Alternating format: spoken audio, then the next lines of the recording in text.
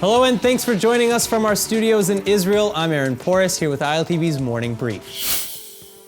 Iranian Ayatollah Khamenei is seen weeping as he prays over the remains of his second-in-command and friend, Qasem Soleimani.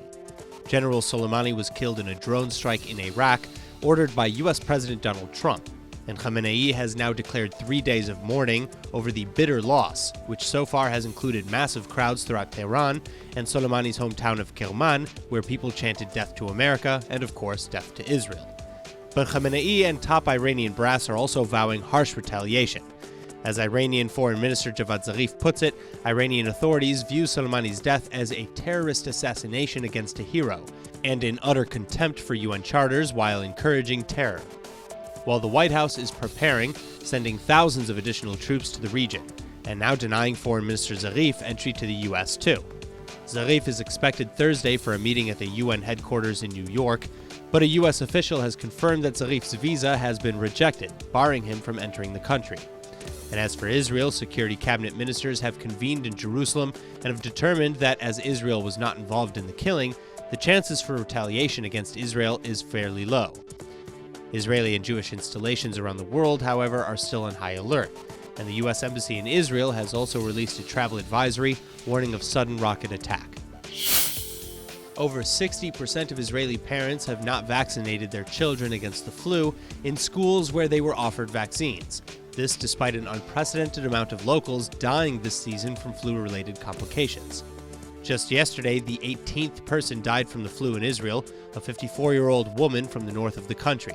And the health ministry has been advising Israelis to get vaccinated, with veteran doctors saying that they have never encountered such aggressiveness with the disease. But even though the flu vaccine has been offered to about 300,000 students in grade 2 to 4 across Israel, the majority of parents have refused it.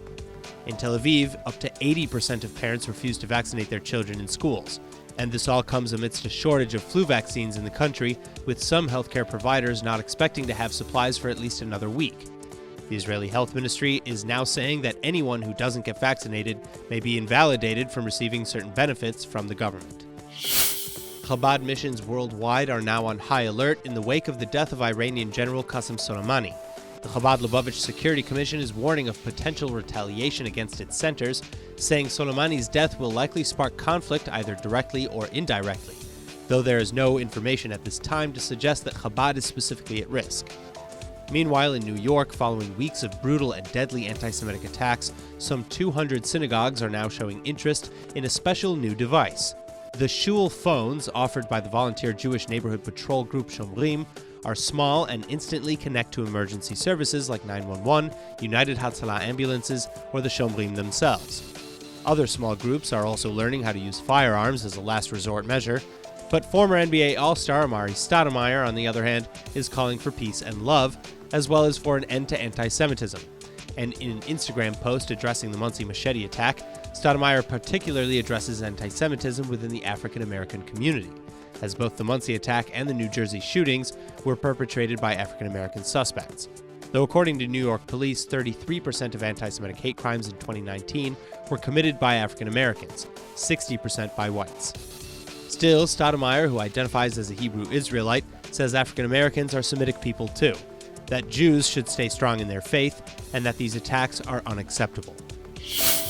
That's all for now, but for more news from Israel, remember to like ILTV on Facebook and on Instagram, and to subscribe to us on YouTube. I'm Aaron Porras, and see you later with our main daily broadcast from Israel at 2 p.m. Eastern Time.